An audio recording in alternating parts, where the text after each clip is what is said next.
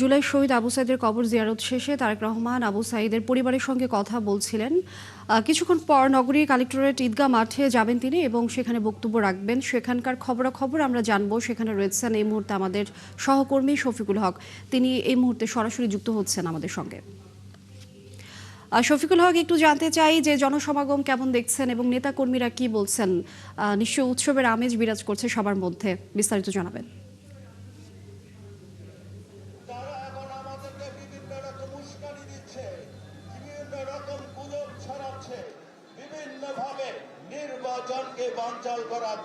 জনসমাগমের কথা যদি বলতেই হয়, আমরা উত্তর জনপদে আজ রংপুরে তারেক রহমানের নির্বাচনী জনসভা এবং এই কালেক্টরেট মাঠ যে স্থানীয় হবে এটি কেন্দ্রীয় ঈদগাহ মাঠ নামে পরিচিত।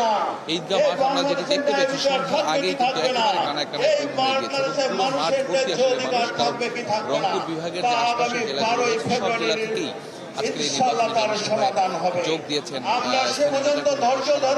ইতিমধ্যেই আজকের এই জনসভার যে আনুষ্ঠানিক কার্যক্রম সেটি কিন্তু শুরু হয়েছে। আমরা একটু দেখানোর চেষ্টা করবো। মঞ্চে কিন্তু এরই মধ্যে যে রংপুর বিভাগের 30 জন যে সংসদীয় আসনে যারা বিএনপি প্রার্থী তারা কিন্তু ইতিমধ্যে উপস্থিত হয়েছেন। সেখানে আমরা দেখতে পাচ্ছি বিএনপি মহাসচিব মির্জা ফখরুল ইসলাম আলমগীর, তিনিও কিন্তু আজকের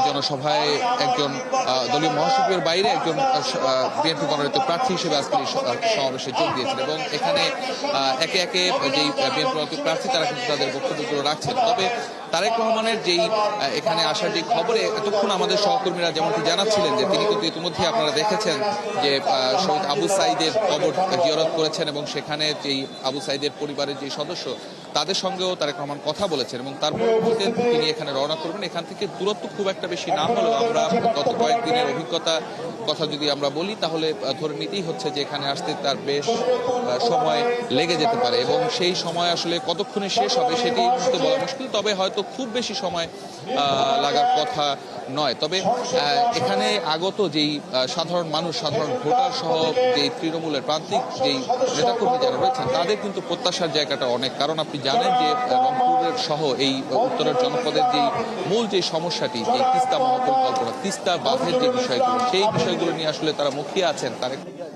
এ বিষয়ে তাদের কোনো প্রতিশ্রুতি তার কাছ থেকে আজকের এই জনসভায় তার কাছ থেকে কোনো প্রতিশ্রুতি আসে কিনা, এছাড়াও স্থানীয় যে সমস্যাগুলো রয়েছে সেই সমস্যাগুলো সমাধানে আসলে তারেক রহমানের যে পরিকল্পনা, এই রংপুর কেন্দ্রিক যে পরিকল্পনা সে নিয়ে কি ধরনের বক্তব্য দেয় সেটি শোনার জন্য আসলে উদ্গ্রীব হয়ে বসে আছেন। তো সবাই মিলে আসলে এখন শুধুই অপেক্ষা। তারেক রহমান হয়তো এই জনসভায় যোগ দেওয়ার পরে তিনি তার আনুষ্ঠানিক যে বক্তব্য সেই বক্তব্য রাখবেন। সেই বক্তব্যের মধ্যে আগামী বাংলাদেশ নিয়ে তার যে পরিকল্পনা সেই পরিকল্পনাগুলো তুলে ধরবেন। তবে আমরা এই রংপুরে আজকের এই জনসভাকে কেন্দ্র করে এই পুরো রংপুর শহর জুড়ে কিন্তু মানুষের মধ্যে একটি ব্যাপক উৎসাহ উদ্দীপনা দেখতে পেয়েছি। লিনি আরেকটি বিষয় একটু বলতেই হয় যে গত নির্বাচনগুলোর কথা যদি আমরা ধরি তাহলে এই রংপুরের প্রায় 20টি আসনে আসলে বিএনপি সেভাবে কখনোই শক্ত অবস্থানে যেতে পারেনি। তবে এবারের যে নির্বাচন, এই নির্বাচনে আসলে বিএনপির কাছে একটি বড় চ্যালেঞ্জ হিসেবে তারা গ্রহণ করেছে। রংপুর সদর আসন সহ আশপাশের যে আসনগুলো রয়েছে সেই আসনে ধানের শীষ প্রতীককে বিজয়ী করার জন্য তারা যেভাবে হোক তারা চেষ্টা করবেন যেন জনগণের ভোট নিয়ে আমরা আবারও নিশ্চয়ই ফিরবো আপনার কাছে।